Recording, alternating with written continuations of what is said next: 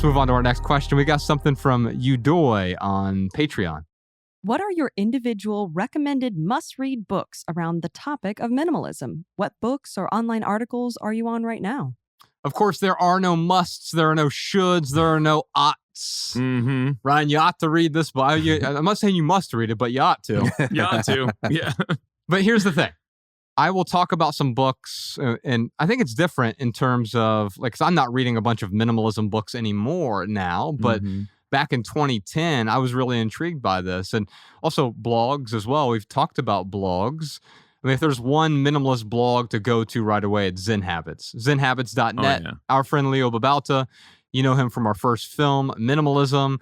He also has been on the Minimalist podcast before. Leo Babauta, his blog is stunning. It is the benchmark for all minimalist writing online. He's been doing it, I think, since 2006. So before Twitter, before Facebook was ubiquitous, he was blogging regularly. If you want some simple living insights, ZenHabits.net. We'll put a link to that in the show notes. I do have 10 books, though, for people who are interested in simple living or minimalism. Obviously, I would start with 2 of our books. Of course. So, Jordan, he'll put up the books here on the screen in the video version if you're watching the video version here. I mean, the first 2 books I would say is Everything That Remains and Love People Use Things. Yeah. Everything That Remains is a book that Ryan and I wrote when we left the corporate world. We moved to Montana, a cabin in the middle of nowhere, and wrote about this 5-year journey of being these suit and tie corporate guys and transforming into minimalists and eventually the minimalists, but just letting go of all the excess stuff.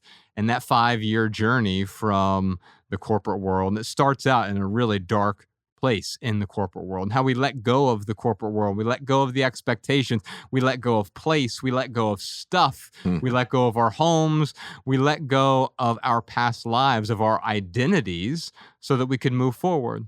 Our most recent book, Love People Use Things, is about the 7 essential relationships in our lives. And so you can check both of those out. But let me talk about some other people's books that have really resonated with me over the years. And if you all want to butt in, I'd be happy to hear that as well.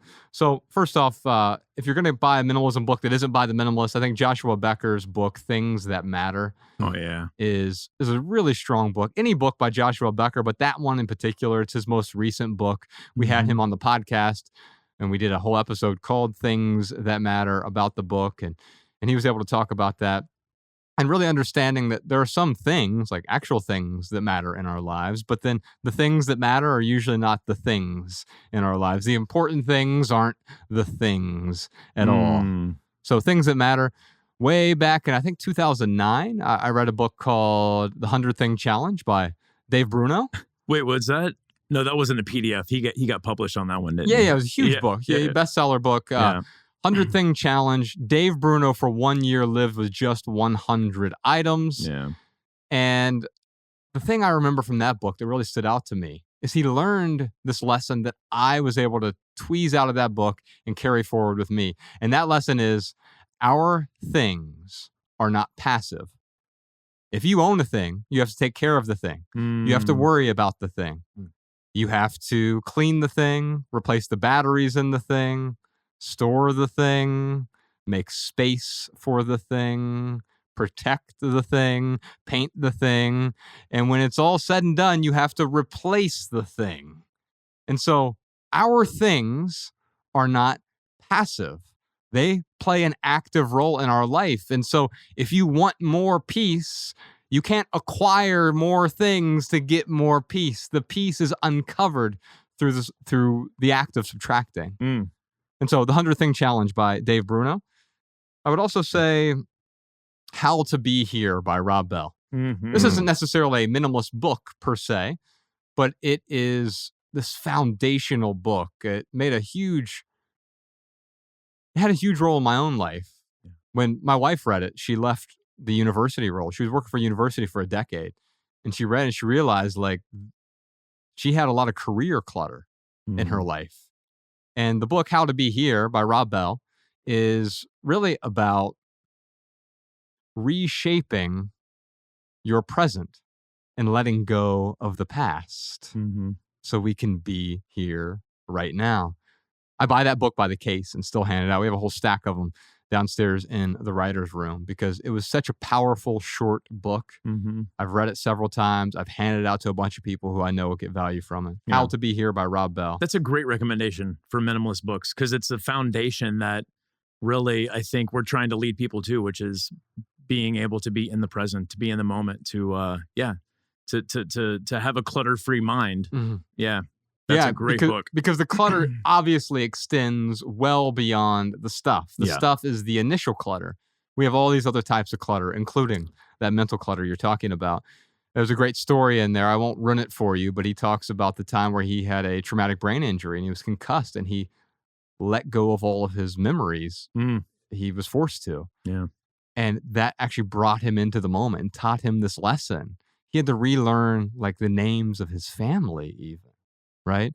And so what a powerful exercise in letting go of the past and really being present. Mm-hmm. The next book is a book called Goodbye Things. You'll see it up here on the screen if you're watching the video version. It's by Fumio Sasaki, and it's really about the art of Japanese minimalism. So if you're looking into that, I'd certainly suggest that book first, Goodbye Things. And just for the sake of time, I'll go through a few others here. Colin Wright, our good friend Colin Wright, Some Thoughts About Relationships. This is a book about relationship clutter, essentially. Yeah. And it is a book that I also buy by the case, and it helped in my own marriage. Bex and I, when we first met, we sat down and read a chapter a day together because these really short chapters, and they're not really chapters, he calls them policies. So for example, one of the policies in there is the I will tell you policy. So, in a relationship, quite often you'll go up to someone and say, hey, what's wrong? Hey, everything okay? We don't do that. And the reason we don't do that is because I have the I will tell you policy. If something's wrong, I will tell you about it. And I got that from this book. And he has these like 30 or so policies that radically have enhanced my relationships, whether it's a romantic relationship or a business partner relationship, friendship, acquaintance, whatever. Having these policies set up or really setting up boundaries for our relationships to avoid having toxic relationships that we have to declutter later. The best way to let go is to let go in advance, right? A couple more for you real quick.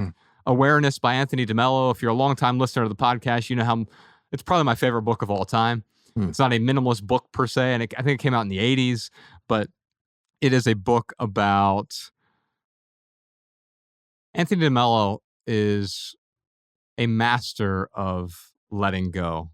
Letting go of the expectations that create the discontent in our lives.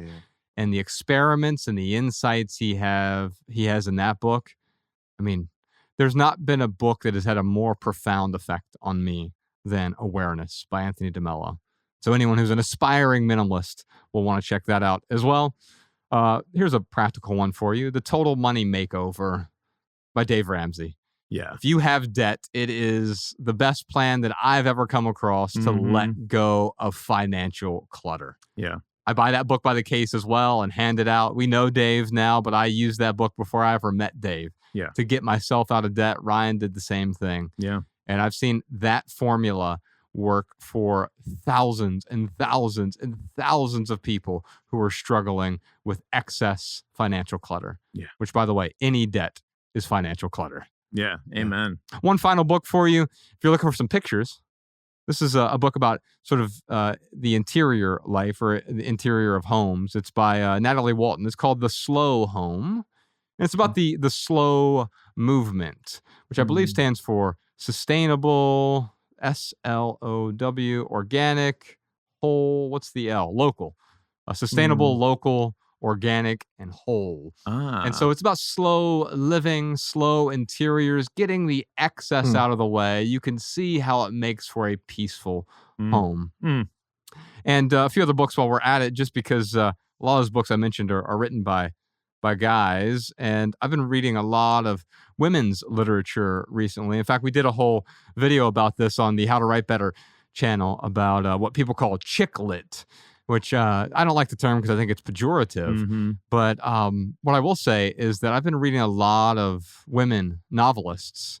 And here are four that have stood out to me over a period of time. Well, Mary Karr, she's actually a memoirist, one of my favorite writers.